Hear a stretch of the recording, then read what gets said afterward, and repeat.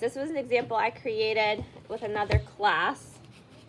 I'm going to go to a blank page here to show you how you're going to make the 1 point perspective. All right, so we're going to start with a pencil. I lost my pencil. All right, and like I said before, you're just writing your name to begin with. Okay. Luckily for me, my name is rather short. Some students in the other 6th grade class, if they get a really, really super long name, like Rebecca, if sometimes people call them by the nickname Becca, they could write Becca. But you want it to be a recognizable name that when your families come to the art show, they can find yours. Like Zachary, if he wanted to write Zach, he could do that. But you're not making up some name that no one would ever recognize today just so that you have a shorter name to write. Okay, you're using a real name of yours, your name that you go by, that you are called. But if you have a shorter version of your name that people call you, you could choose to do that. Like Abrielle, no one calls you anything but Abrielle, right? They don't call you Abby. So Abrielle would still write Abrielle. Just because it's long does not mean that you cannot do it. It might take you a little bit more time. That's okay. Art takes time. All right, so Bui. I'm starting with block letters. I am doing this in my sketchbook. You are going to be creating it on a larger piece of paper.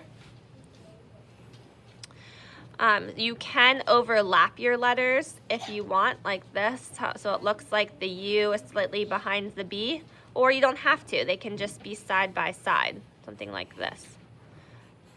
Okay? So, I'm starting with just writing my name. Pretty simple. Write your name every day. Then, you are going to either, you can Sharpie your name. You can trace around the outside with a Sharpie, or you do not have to. If you go back and look at the examples on Schoology in the Linear Perspective name folder, some of them did outline them in Sharpie, other people didn't. They just colored them in. I'm giving you choice today in the materials that you use to add color and design. You can use Sharpie marker. Some of the examples just show Sharpie designs, patterns inside the letters. You can use colored pencil to add color. You could use markers. I have the Crayola markers out. Those are your options. All right, so I would color it in. I would add my designs. Some of you might want to have shapes or other objects floating around. Donna in Mrs. Bleacher's class, when she created her name, she drew, she really likes art and drawing. So she drew a pencil. She might have drawn a paint palette, I forget. Other objects floating around her name, and then they were included in the 1 point perspective. So that is also an option. I will show you how that works with just some simple shapes, but you could really draw anything in the background, other symbols, and create the 1 point perspective with those. Okay, I'm not going to do a whole lot because I don't want to spend the whole time demonstrating here for you. All right, then after these are colored in or you have designs on them, remember looking back at those examples on Schoology, then you're going to start the 1 point perspective. This is where you really need to pay attention because it starts to become somewhat tricky until you see it and get it. You start by drawing one single point. It's okay. That's all right, just throw it away. One single point. It's called 1 point perspective because everything is connecting to 1 point. So you don't have 2 points, you don't have 3, you have 1. The 1 point can go anywhere on your page. You can put it below your name, above your name, over to the side. That is your choice. Again, refer to the examples and you can kind of see what it looks like in the end depending on where they place their point. Okay, so I'm going to draw my dot or my point right here. Then you are going to use a ruler. You must use a ruler.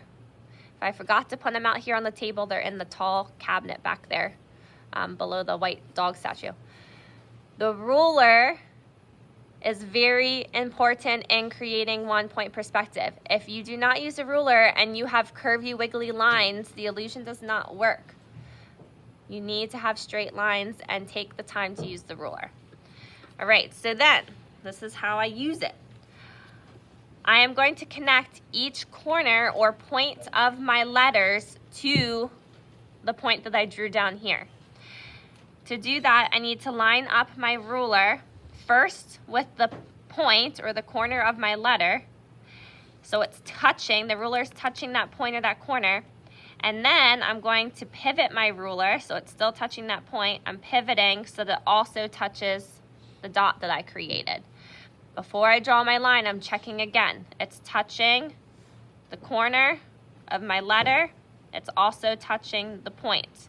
Then I'm going to draw a straight line. So the line connects from the corner to the dot. Okay, I'm going to do that with the next corner of my letter. The ruler needs to be touching the corner.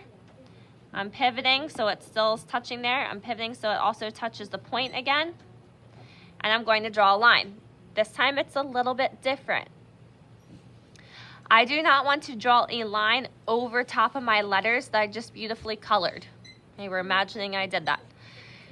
You are only drawing a line in the negative space. So that's the white space, the backgrounds where you didn't draw your letters.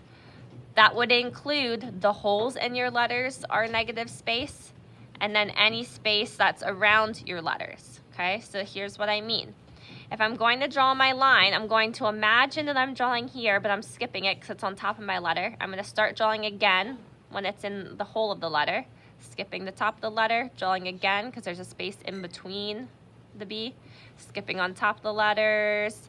Here, there's negative space again, and drawing all the way to the dot. So when I remove my ruler, it looks like this line is going behind my letters. Okay, so I didn't draw on top. You could imagine, like say I colored in this B red. Let's pretend it's red. I did not draw my line on top of anything that was red. It goes in between, and then where the letters stop all the way to the point. So if you can imagine from the corner to the point, it would be like one continuous line, but it's going behind the letter so you can't see it. Does that make sense? Kind of, sort of? Okay.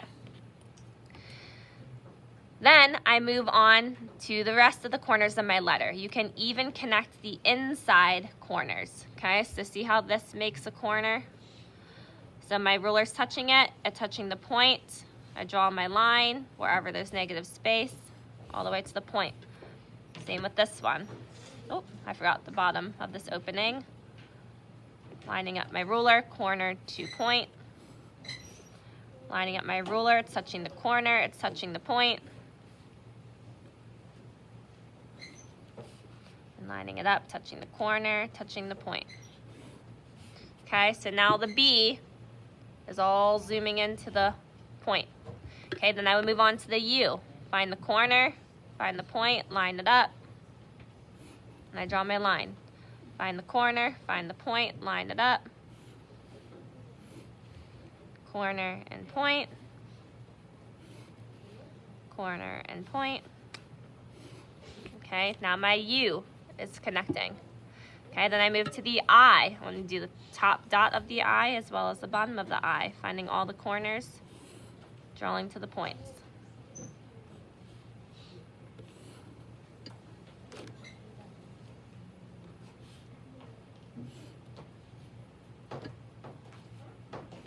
I'm skipping every time I'm on top of the letter, so I'm not overlapping it. It looks like the line is going behind it.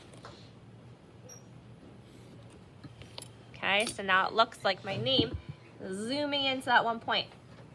I can also connect these shapes. If you want shapes or objects floating around your name, that is optional. You don't have to do this step, but this is what it would look like. Connecting still corners to point.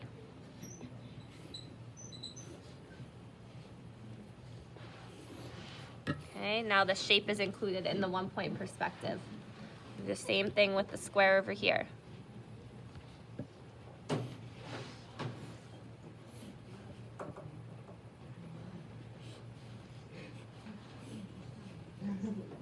Is this starting to make more sense now that you're seeing the stuff repeated over and over?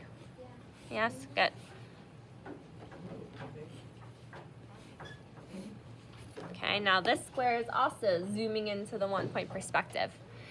Then, after all of that is completed, you could take colored pencils And you could color in each section. You could create a pattern. But it could be all different, like rainbow colors. So I could color that section in blue. Then the next one I could do pink. So that you can see where it zooms in to the point.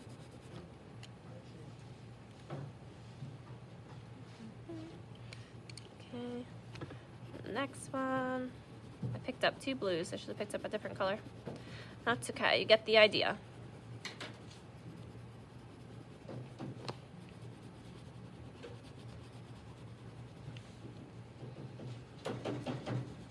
Okay, so I would color each section. These letters could also be colored in, or maybe I just use Sharpie and I create designs inside of them. Okay.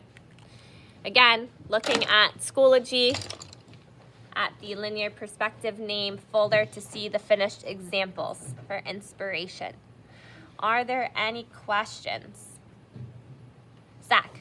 If we want to, like if we finish like a design, like how you finish like everything that's like on there, can we add a couple like drawings like at the bottom, like on the side or something? You could. So once you finish your whole name, you will have an option when you put it on your art display board.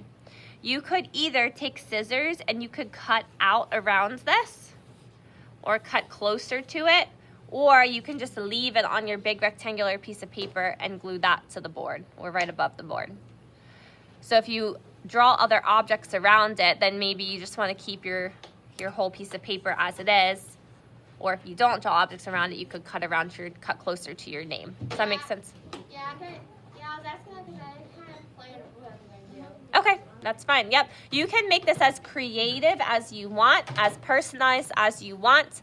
It should be personalized because it is your name, represent your artwork for the art show. All right, then I will get out the paper and you can start to create.